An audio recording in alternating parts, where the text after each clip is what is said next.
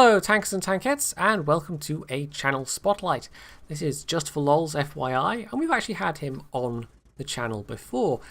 And what I've done is, what we've done is what we did last time. We've swapped replay. So he's given me, he gave me a pair to choose from, and I picked out this one, the ever-balanced E25, and the one I gave to him in return, which should appear sometime this week or next week, is a machine that's even more balanced than this. And that does rather narrow down the possibilities because, of course, E25 is a little bit infamous for how well balanced it is.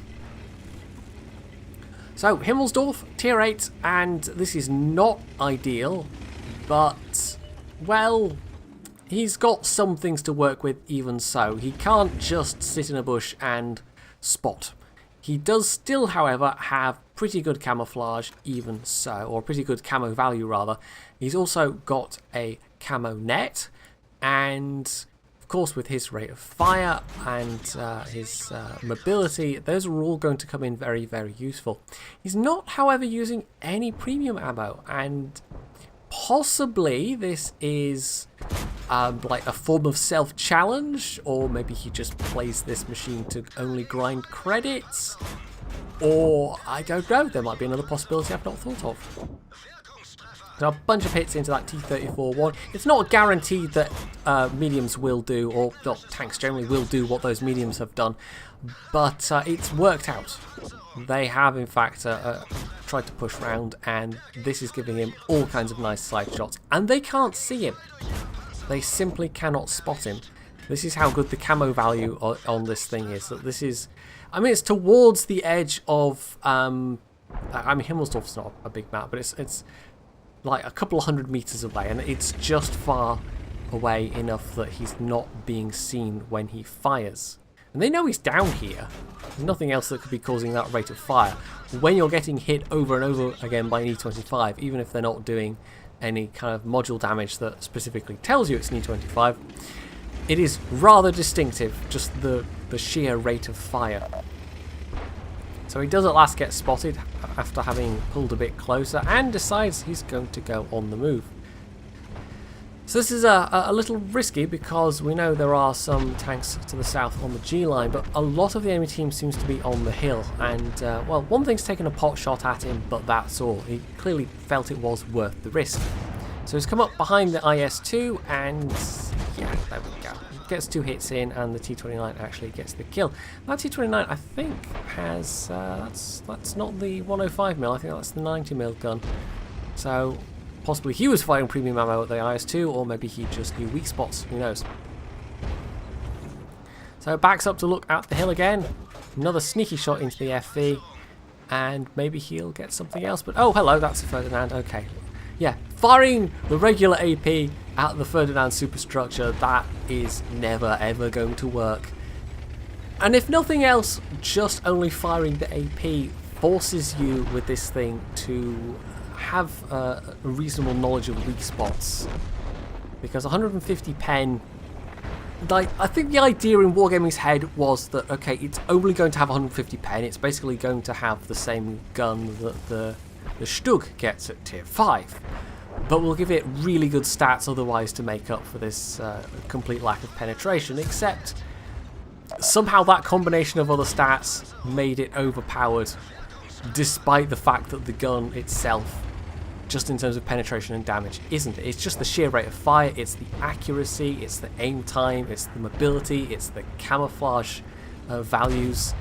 It's just, yeah, it's everything else apart from that gun, really. So he came up behind the Tiger. He was doing the same thing as he was with the IS-2 and Type 58. That's the second Chinese tank he set on fire. I think Chinese tanks just start the game being on fire, and it's only at certain points in certain games that it becomes noticeable that they are on fire. I've totally data mined the client, and I know this to be a fact, yes. So yeah, he came up behind the Tiger and basically bugged out the moment it looked like the Tiger was going to turn, and yeah, then ran into the Type 58, and that was fine. Actually bounced a shot, and now he's tackling this VKP.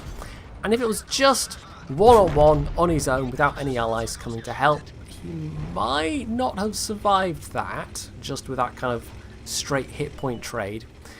But as it was, with the T-54 Mod 1 coming up behind and putting in a shot, that was absolutely fine. He was able to just very comfortably trade his health. But he's down to now less than half, so he really can't take a hit from anything else other than the bird.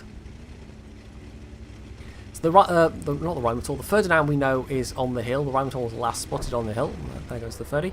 The Jagdpanther 2 was last spotted coming down the B line.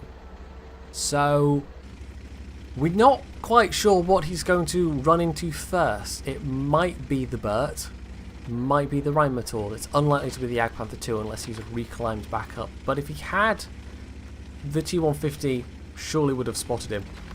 So he's being a little bit cautious coming up here. He doesn't want to go face first into the Rheinmetall's gun.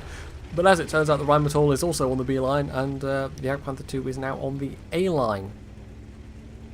So that just leaves possibly the Burt being up here.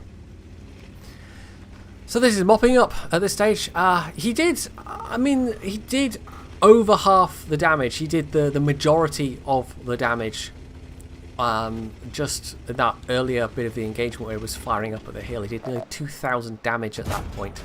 I don't think he did slightly over 2,000, I'm not actually sure. But since then he's picked up a bit more. So the E25 is absolutely at its strongest when it gets the chance to just sit somewhere and pump out shell after shell into targets that it can penetrate.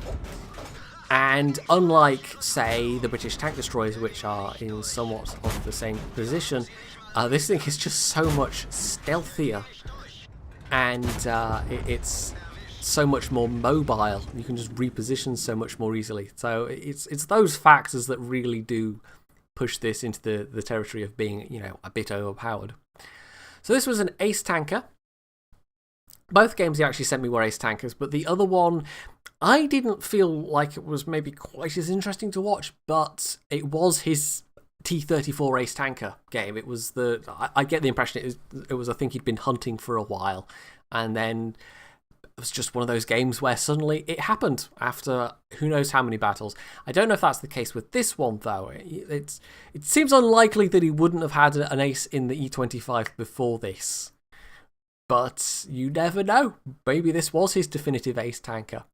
So it was over 3,500 damage done. He got a little bit of spotting and assistance damage as well, but mostly it was about the damage done and being able to do that well and getting an ace tanker on Himmelsdorf of all maps. Because you think E25, you think maps like Prokhorovka and Muravanka and Kampanovka, maps where you can sit back, let other people do the spotting, or maybe even sit in a bush yourself and pick up extra spotting and just use your absurd camo value plus the soft cover available to really just be incredibly dangerous and rack up a lot of damage.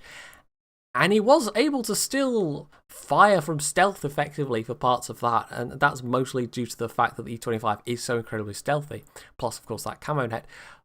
But it was more in the latter part of the battle, the mobility. It was moving around at the right times, coming up behind people, knowing when to run away, and then choosing to trade health with that VK just to get a bit more damage, because he knew that they'd won at that point. Even if he died, they probably still would have won.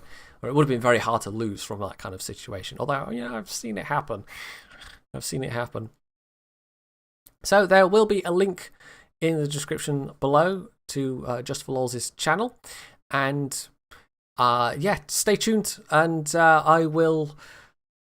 I'll post on social media, the various social media accounts that I have, when he does the reciprocal video, and you'll get to see exactly what I submitted to him. So hopefully you have enjoyed this video. If you have, you can hit the like button, you can leave any comments below, you can sub to my channel if you haven't already, and as always, stay tuned for more.